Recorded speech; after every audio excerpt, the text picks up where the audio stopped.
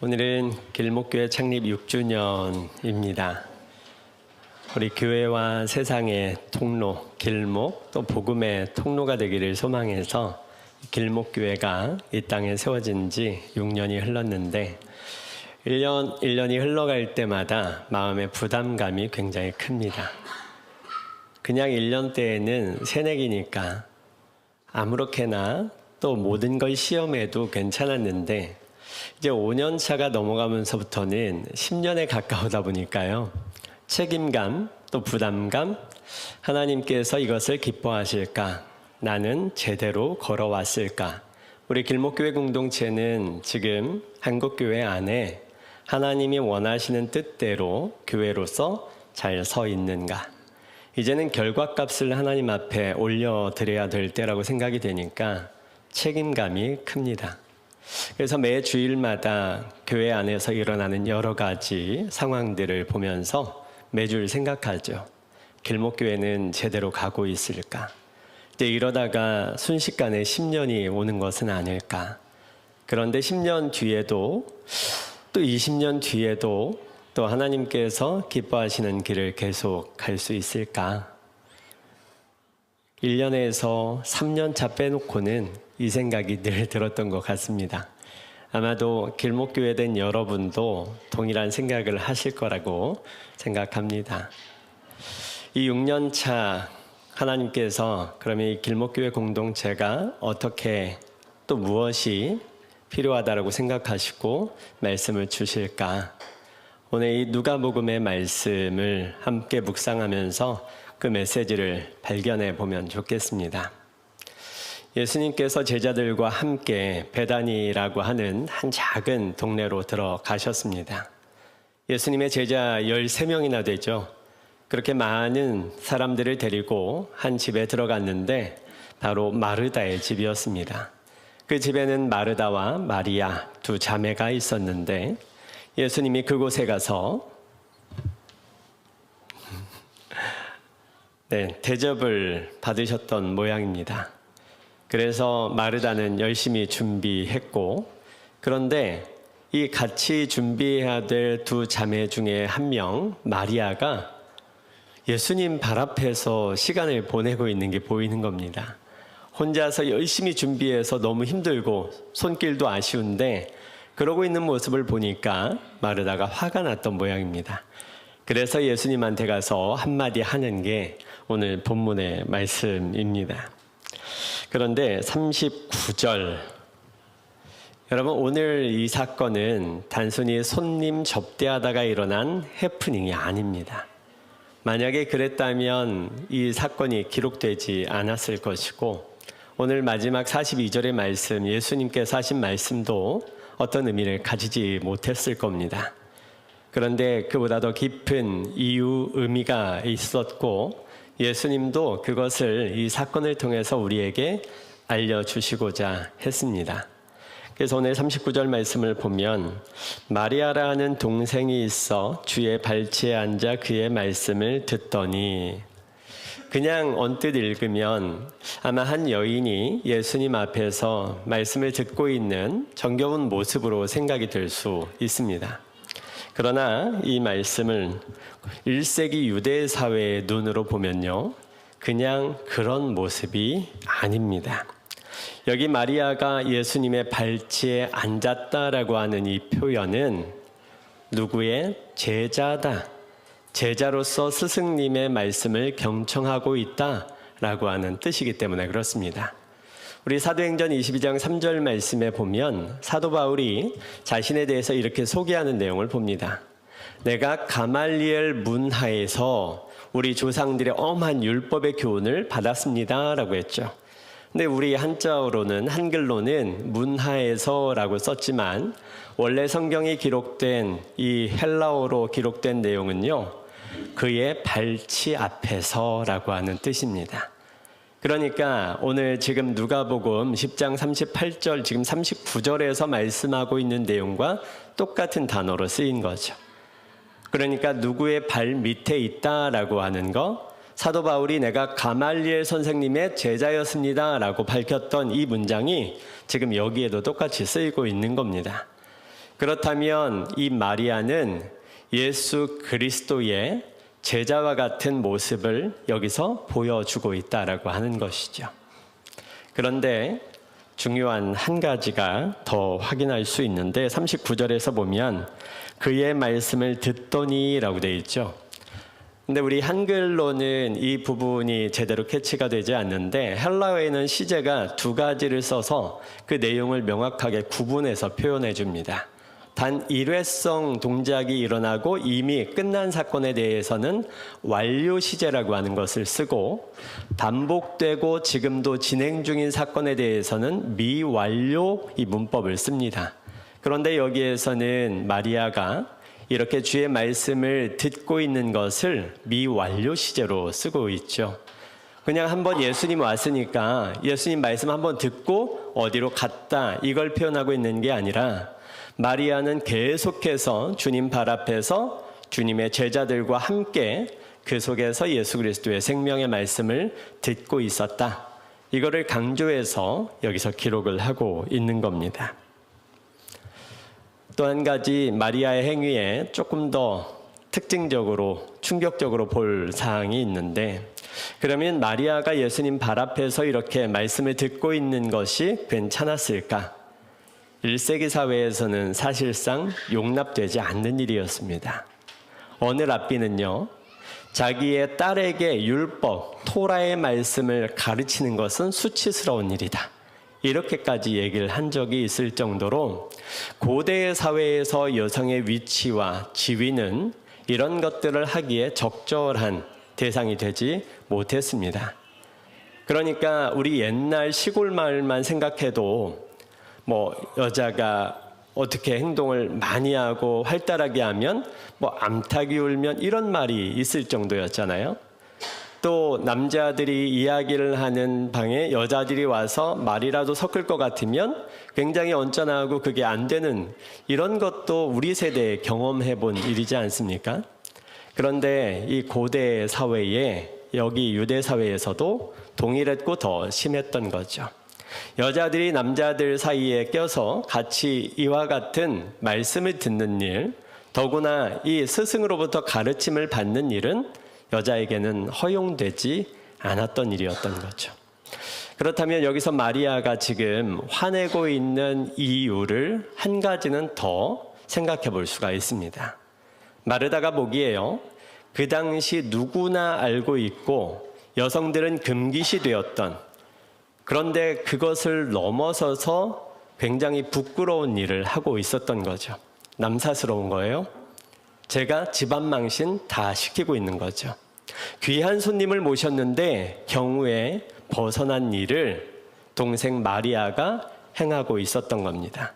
화도 나고 너의 자리는 거기가 아니라 여긴데 왜 이렇게 무례하고 그 남자 손님들이 봤을 때 얼마나 이거를 한심하게 생각할 건지 이 집은 예의도 없구나. 이런 기본 바탕의 생각에서 이렇게 불평어린 말을 쏟아 놓아줄 수 있습니다. 그런데 이 주님은 이 상황에 대해서 무엇이라고 말씀을 하십니까? 42절에 보면 마리아는 좋은 편을 선택하였다. 이렇게 평가를 하고 계십니다. 사실 이 사회 속에서 세워진 벽을 넘어버린 금기처럼 되어 있는 일을 쉽게 허물어버린 마리아를 향해서 예수님은 그녀가 좋은 편을 선택했다 칭찬을 하신 겁니다.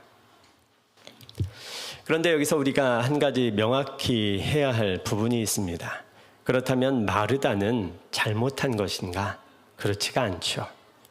마르다는 오히려 지금 여기 이 현장에서 자기가 해야 될 일을 정확히 정성스럽게 잘하고 있습니다. 그리고 고대 근동 문화에서 이 일은 사실 가장 중요한 일이기도 했습니다. 여러분, 지난 소그룹 성경 공부에서 우리는 고대 근동에서 명예와 수치 문화가 얼마나 중요한지를 한번 배운 적이 있습니다. 우리 손님 대접하는 거, 나그네 대접하는 것이 그들에게는 굉장히 중요한 가치를 가진 일이었고 거룩한 의무처럼 여겨졌습니다. 그래서 창세기 18장에 보면 아브라함이 이 지나가는 손님들을 대접하는 일 때문에 굉장히 안절부절하는 모습을 보게 됩니다.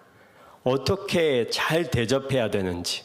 아니, 나랑 상관도 없고 나를 아는 사람도 아닌데 지나가는 나그네인데 그 손님을 지극정성으로 대접하는 게 뭐가 중요하다고 이렇게 생각할 수 있잖아요, 현대인의 삶에서는. 그런데 아브라함은 그것을 자기의 사명, 의무, 마치 자기 집 귀한 손님인 것처럼 대접하는 모습을 볼 수 있는데, 그것이 바로 고대 근동의 유대 사회에 있었던 문화였습니다. 이것처럼 마르다도 이 당시 사회적 관습으로 누구나도 다 인식하고 있는, 손님이 대접했을 때 극진히 정성을 다해서 대접하려고 여기서 노력하고 있는 것이죠. 그래서 38절에 보면 예수님을 자기 집으로 영접하더라 라고 되어 있는데, 예수 그리스도를 모시는 이 거룩한 일에 헌신하고 있었습니다. 잘한 일이죠. 더욱이 여기 더 깊이 들어가 보면 40절에 준비하는 일이 많았다라고 되어 있는데, 이 일이 여기에 해당하는 그리스어가 뭐로 쓰여 있냐면 디아코니아입니다. 여러분, 이 단어를 많이 들어보셨을 것 같은데 교회의 5가지 표주 중에 하나입니다. 봉사, 섬김이죠. 그러면 교회에서 가장 필요한 것 중에 하나도 디아코니아. 그런데 마르다가 지금 바빠하고 있는, 준비하는 일은 바로 그와 같은 섬김의 일, 교회 입장에서 봐도 거룩한 헌신의 일이었거든요. 이 일을 마르다가 하고 있었습니다. 얼마나 아름답고 멋지고 귀한 모습입니까? 그런데 여기에서 예수님이 문제라고 생각하는 한 가지를 사랑스럽게 이야기하고 계시죠. 마르다가 거룩한 사역을 하고 있으면서 놓쳤던 한 가지 일. 오늘 본문에서는 마르다의 상태를 2가지 단어로 표현을 하고 있는데, 40절에 보니까 마르다는 마음이 분주한지라 이렇게 되어 있죠. 또 41절에 보니까 주님께서 그녀를 향해서 내가 많은 일로 염려하고 근심하고 있다라고 이야기하고 있습니다. 이 분주하다, 염려하고 근심하다. 이 분주하다라고 하는 단어, 이 단어만 봐도 그녀가 이 상황에서 마음이 정돈되지 않고 이리저리로 마음이 나뉘어 있음을 알 수가 있죠. 그리고 염려하고 근심하다라고 하는 이 표현은 예수님께서도 표현하신 목숨을 위하여 무엇을 먹을까, 무엇을 마실까 염려하지 말라고 하셨는데 그것과 똑같은 단어입니다. 그러니까 마르다 안에는 지금 예수 그리스도께서 오셨는데 집중이 하나도 되지 않고 마음이 분산되고 염려하는 것으로만 가득 차 있는 모습을 볼 수가 있는 겁니다. 마르다의 손은 굉장히 빠르게 움직였고 주님을 섬기는 일에 바빴지만 그녀의 마음만은 주님을 멀리 떨어져 있었습니다. 주님 일을 정작 하고 있었는데 주님에게서는 떨어져 있는 모습이 여기에서 보이는 모습입니다. 그리고 우리의 신앙에도 나타나는 역설적인 현상이 오늘 이 본문에서도 나타나고 있습니다. 우리가 주님 일을 하느라 너무 바쁜데 정작 주님 앞에서는 있을 시간이 없습니다. 사역에 파묻혀서 정작 이 사역이 누구를 향해서 있는지 그 주인을 잃어버리는 거죠. 오늘 마르다도 자신의 집에 오신 귀한 손님 주님을 모신다는 이 일에, 이 생각에 너무도 감사했을 것입니다. 그런데 더 중요한 생명의 말씀 앞에 나오지 않고 자신이 생각한 봉사의 일에만 앞서 있었던 거죠. 주님이 보다 더 원하시는 자리로는 나가지 못하는 모습이 오늘 본문에서 말씀하고 있는 부분입니다. 마르다는 자신이 생각한 소중한 자리에 있었습니다. 그러나 그 순간 주님이 더 원하셨던 소중한 자리는 주님의 임재 앞에, 주님 발치 앞에서 생명의 말씀을 듣는 것이었죠. 더구나 예수님께서 십자가를 앞두고 그 짧은 시간의 안타까움 속에서 이 집을 찾았다면 그 간절함은 더했을 것입니다. 이 음식보다 나의 생명의 말씀, 주님과 함께하는 삶, 그분 안에 있는 것, 그것을 주님께서 오늘 마르다에게 요청하고 계십니다. 주님의 임재 없는 봉사와 헌신에는 반드시 문제가 생기고 맙니다. 마르다에게서 어떤 일이 일어납니까? 주님, 내 동생이 나 혼자 일하게 두는 것을 생각하지 않으십니까? 그를 명하사 나를 도와주라 하십시오. 주님을 섬긴다라고 나섰는데 어느덧 마르다가 어떻게 변해 있습니까? 주님께 명령하고 있죠.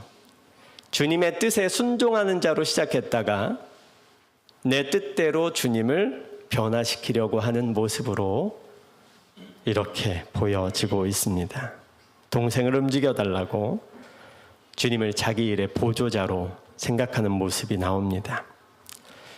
주님의 임재 앞에 아는 것을 놓친, 주님의 임재를 놓친 섬김에는 이와 같은 현상이 일어납니다. 주님을 위하던 손이 어느새 주님을 부리려 들고 있고 주님 앞에 엎드려야 할 자리가 주님께 따지는 자리로 변해 갑니다. 임재를 잃은 봉사는 봉사의 주인을 향해서 원망하게 되고 타인을 향해서 정죄하는 일로 바뀌어 버립니다. 오늘 42절 말씀을 한번 보시면 예수님이 이렇게 말씀하십니다. 마리아는 이 좋은 편을 택하였으니 빼앗기지 아니하리라. 여러분, 좋은 편, 좋은 선택을 했다. 그런데 유독 오늘 말씀은 헬라어로 봤을 때 우리가 인식하기에 쉬운 부분들이 많이 있습니다. 좋은 편이라고 그랬을 때 이 편에 해당하는 단어는 구약 성경에서 봤을 때에는 기업에 해당하는 단어입니다. 지금 마리아가 선택한 것은 그냥 아무거나 그냥 되는 대로가 아니라 지금 마리아가 선택한 것은 주께로부터 오는 기업을 선택했다라고 하는 것이죠.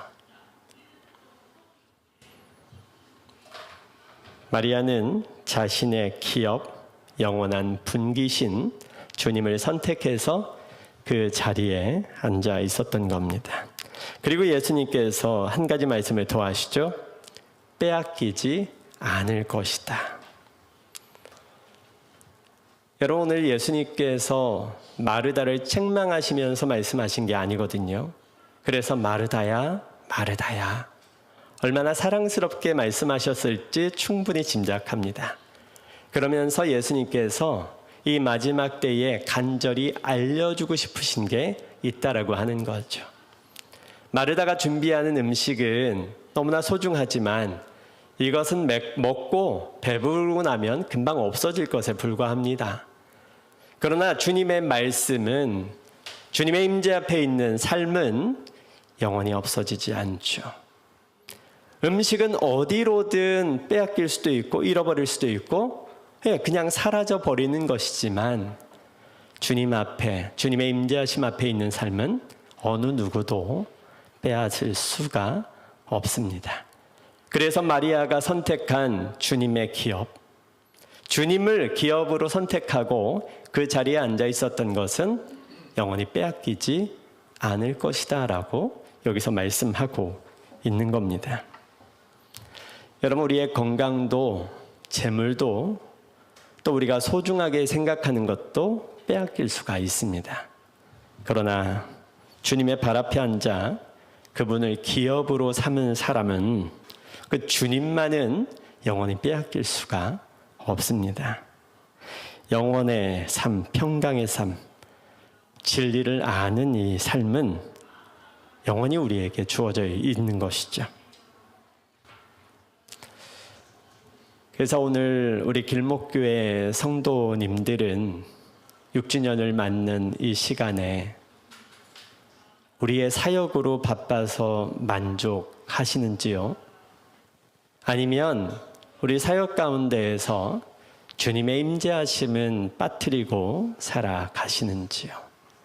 그저 주님 안에 있는 것, 주님의 말씀으로 기뻐하는 것, 이 두 가지가 우리 삶에 균형 있게 있는지 한번 고민해야 될 것 같습니다. 그런데 누가도요, 이 두 가지 부분을 우리에게 메시지로 던지고 있음을 알 수가 있습니다. 왜냐하면 여러분, 이 사건 앞서서 나오는 내용이 선한 사마리아인의 비유입니다. 그런데 선한 사마리아인의 비유 사건 뒤에 오직 누가복음에만 이 사건이 바로 붙어 있죠. 예수님의 수많은 사건들을 기록하면서 누가가 깨달은 한 가지를 우리와 함께 나누고 싶어 했던 겁니다. 그게 무엇일까? 여러분, 선한 사마리아인의 비유에서 자주 나오는 메시지가 뭐냐면 하나님 사랑과 이웃 사랑입니다. 그리고 이 하나님 사랑, 이웃 사랑을 두 개로 나눴을 때 선한 사마리아인이 보여준 모습은 이웃 사랑의 모습이죠. 그리고 이 본문에 자주 등장하는 것은 행함의 문제입니다. 그래서 예수 그리스도께서도 마지막에 너도 이와 같이 하라, 이렇게 말씀하십니다. 그래서 이웃 사랑 앞에서 이렇게 행동해야 함을 말씀을 하시는데, 그 이어서 바로 나오는 이 마르다 마리아의 본문에 똑같이 행동하는 사람 한 명이 더 나오죠. 바로 마르다입니다. 그러나 여기에서는 더 중요하게 예수님께서 무엇을 강조하고 있습니까? 마르다가 아니라, 행함이 아니라 이웃사랑 더불어서 한 가지 절반을 여기서 강조하고 있는 거죠. 바로 하나님 사랑의 문제입니다. 바로 주님 앞에 머무는 삶, 주님의 임재 앞에 있는 삶을 이렇게 두 가지로 나눠서 표현했다라고 봅니다. 그래서 선한 사마리아인의 비유에는 이웃사랑의 문제가, 뒤에 마르다 마리아의 문제는 하나님의 사랑의 문제가, 그리고 앞선 선한 사마리아인의 비유에는 행함의 문제가, 지금 여기에는 존재로서 주님 앞에, 주님의 임재 앞에 있음의 문제가 단씩 담겨 있죠. 그러니까 우리의 신앙에는 이 두 가지가 예수님께서도 말씀하셨처럼 균형 있게 들어가 있어야 되죠. 하나님을 사랑하는 것, 이웃을 사랑하는 것. 그런데 우리는 너무도 자주 한쪽으로 치우쳐 있습니다. 한쪽으로 치우쳐서 나머지 한 가지를 하지 않는, 인식하지 않는 모습이 많이 보입니다. 그러나 오늘 이 말씀을 통해서 우리는 이것도 그것도 너무도 중요하다. 사마리아인이 보여준 것이 행함의 문제였다면 오늘 마리아가 보여준 것은 주님 앞에 그저 있는 것, 주님의 임재를 경험하는 것, 하나님의 사랑을 충분히 누리며 사는 것, 바로 그것입니다.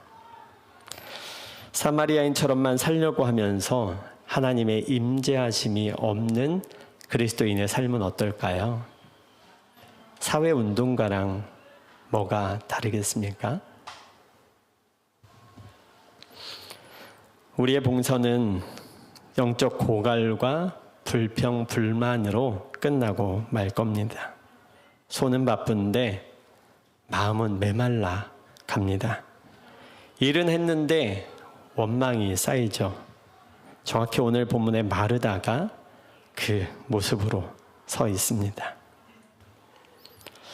행함과 주님의 임재 안에 거하는 삶이 우리 길목교회 성도들 가운데 나타나야 합니다.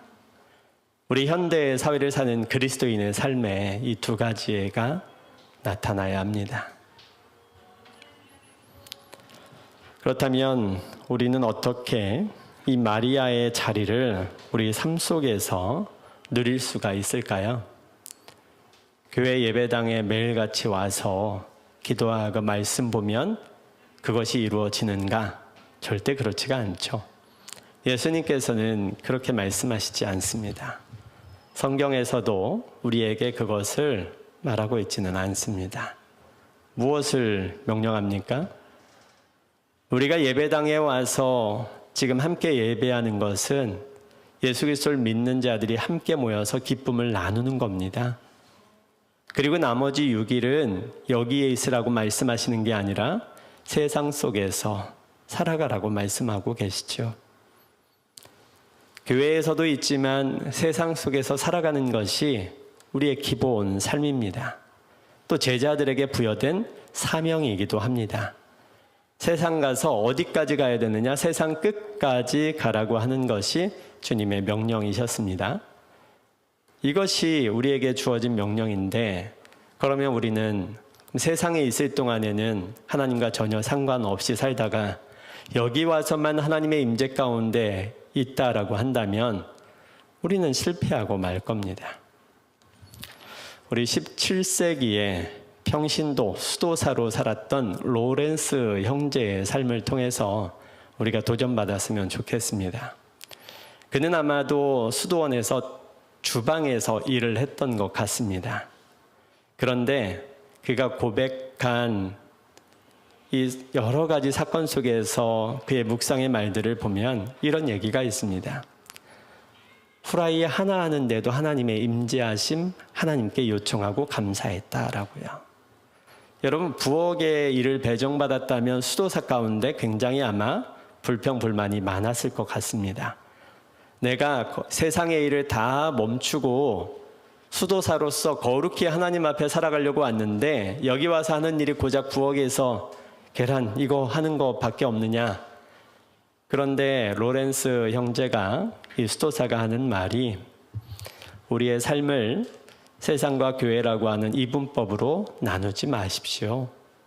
내가 지금 살아가는 일상 가운데에서 여러분이 하나님의 임재를 경험하셔야 합니다. 무슨 일을 하든지 하나님을 생각하십시오. 이런 권면을 했거든요. 그리고 그것이 책으로 나와서 규장에서 하나님의 임재 연습, 이런 제목으로 출판이 되었고요. 그가 우리에게 말하는 비법은 이겁니다.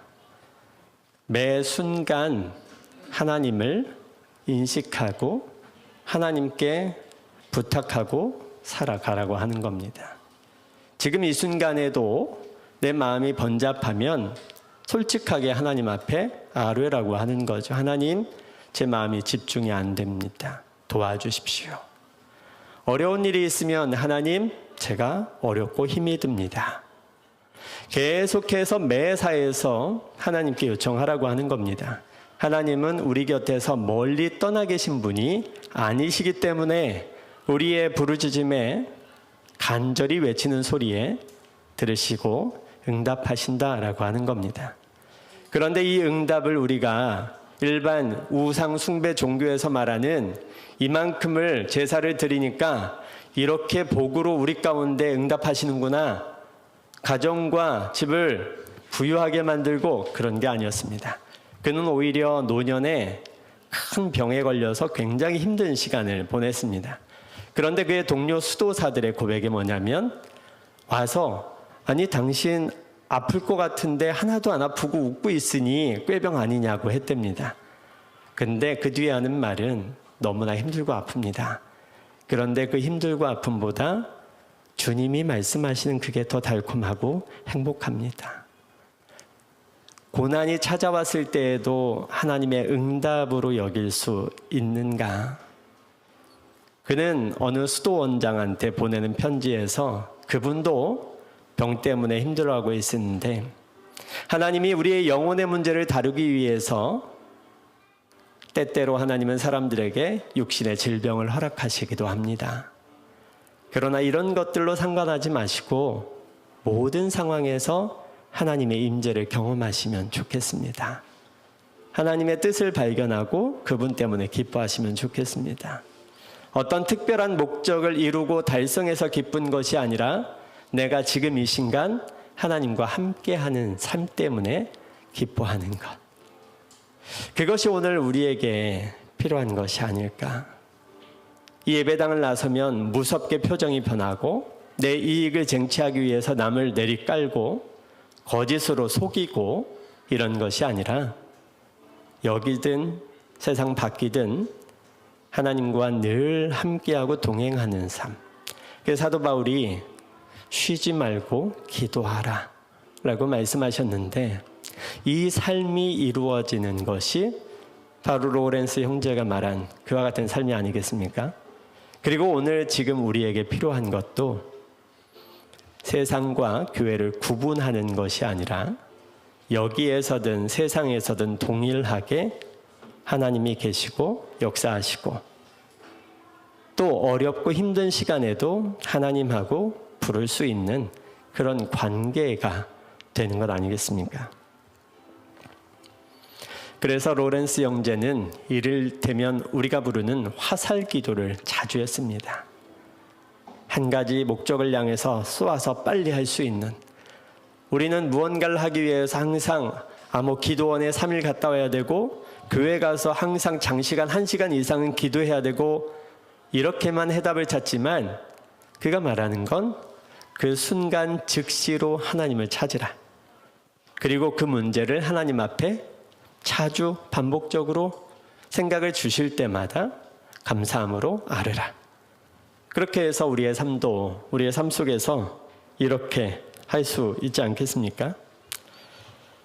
그리고 그분이 한 말 중에 마음을 찌르는 부분이 하나 있었는데 영적인 삶에서 앞으로 나아가지 않는 것은 곧 물러나는 것입니다.